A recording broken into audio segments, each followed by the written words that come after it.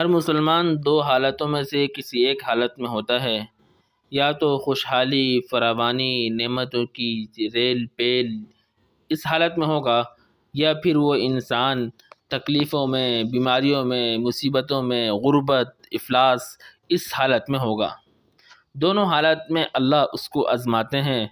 اگر نعمتوں کی حالت میں ہے تو اللہ اسے آزماتے ہیں کہ اس حالت کے اندر یہ شکر ادا کرتا ہے یا نہیں کرتا، یہ اپنے ماتحتوں کے ساتھ اچھا سلوک کرتا ہے، غربا، رشتہ دار، پڑوس والوں کا خیال رکھتا ہے یا نہیں رکھتا، یہ اس کی آزمائش ہے۔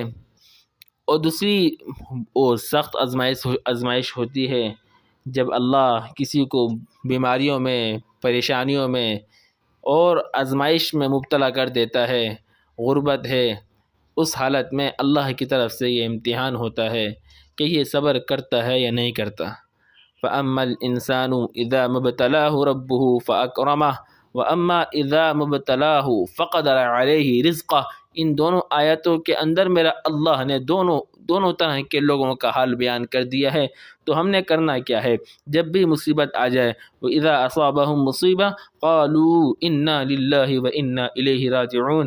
ایمان والوں کو مصیبت آتی ہے، کوئی بھی مصیبت آ جائے، اگر گلاس ٹوٹ گیا، پنکھا خراب ہو گیا، لائٹ ٹوٹ گئی، بچہ گم ہو گیا، خدا نخواستہ کسی کا انتقال ہو گیا، کوئی چیز رکھ کے بھول گئے، یہ سب مصیبت ہے، تو ان کی زبان پر فوراً یہ آتا ہے انا للہ و انا الیہ راجعون، کہ ہم اللہ ہی کے ہیں، ہمارا سب کچھ اللہ ہی کا تھا، اگر کوئی ٹوٹ گیا، کوئی ضائع ہو گیا، بس وہ اللہ کی طرف پہنچ گیا، و الیہ راجعون و انا الیہ راجعون، اور ہم نے بھی اللہ ہی کے پاس لوٹ کر جانا ہے۔ قرآن کہہ رہا ہے اولئک ھم مہتدون، جو یہ کلمات کہتے ہیں دل کی گہرائی سے یہ ہدایت یافتہ ہیں۔ ایک تو تکلیف آنے پر ہم نے یہ الفاظ بول رہے ہیں، دوسرا ہم نے صبر کرنا ہے۔ صبر کسے کہتے ہیں؟ صبر کہتے ہیں کہ دل سے اللہ سے راضی رہنا، کوئی شکوہ شکایت نہ ہو۔ اس کو آسان انداز میں سمجھ لیں کہ ڈاکٹر جب کسی بچے کا، کسی آدمی کا آپریشن کرتا ہے تو وہ بعض مرتبہ مریض اگر سن ہونے میں کچھ گڑبڑ ہو جائے تو مریض چیختا بھی ہے، وہ چلاتا بھی ہے، اس کی آنکھ سے آنسو بھی نکلتے ہیں، لیکن ڈاکٹر کو ظالم نہیں کہتا، ڈاکٹر سے مطمئن ہوتا ہے، بلکہ ڈاکٹر کا احسان مند ہوتا ہے کہ یہ میرا محسن ہے، یہ میرے فائدے کے لیے کام کر رہا ہے، لیکن تکلیف میں روتا بھی ہے۔ اسی طرح جو حالات آ جائیں ان حالات میں اللہ سے شکوہ نہ ہو، اللہ سے ہم پر امید رہیں اور اللہ کا شکر بھی ادا کرتے رہیں، البتہ آنسو کا نکل جانا یہ صبر کے خلاف نہیں۔ اور صبر کرنے پر ملے گا کیا؟ اللہ اکبر۔ ایک روایت سنا کر بات ختم کرتا ہوں۔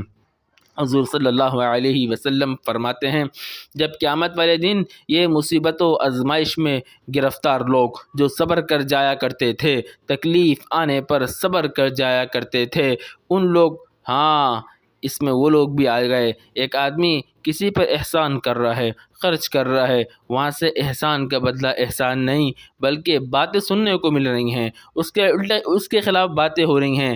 اگر وہ اللہ کے لیے احسان کر رہا تھا، اسے چاہیے صبر کرتا رہے اور احسان کرتا رہے۔ تو خیر، جو صبر کرنے والے ہوتے ہیں اور صبر کرنے پہ انہیں اللہ کی طرف سے جو نوازش ہے وہ آ رہی ہوتی ہیں، اللہ اکبر۔ حدیث شریف میں حضور فرماتے ہیں کہ یہ صبر کے تکلیف پہ صبر کرنے والوں کو کل روز قیامت جب اللہ انعامات سے نوازے گا، اللہ نوازشیں کرے گا، جنت کے مراتب دے گا، جنت میں نعمتیں دے گا، تو وہ لوگ جو آسائش میں تھے، جو نعمتوں میں تھے، جو عیش و عشرت میں تھے، جن کے اوپر حالات نہیں آئے تھے، وہ دیکھ کر تمنا کریں گے کاش کہ دنیا میں ہماری کھالوں کو کینچی سے کتر جاتا، کینچی سے ٹکڑے ٹکڑے ہماری کھالوں کے کر دیے جاتے، پھر ہم صبر کرتے، ہم بھی یہ مرتبے پا لیتے، اے کاش۔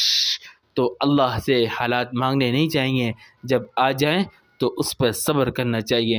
حضور علیہ السلام کی دعا ہے اللہم اجعلنی صبورا واجعلنی شکورا، اللہ تکلیف کی حالت دے تو مجھے صبور بنا، صبر کرنے والا بنا، اور اگر انعامات کی حالت دے تو مجھے شکر گزار بنا دے۔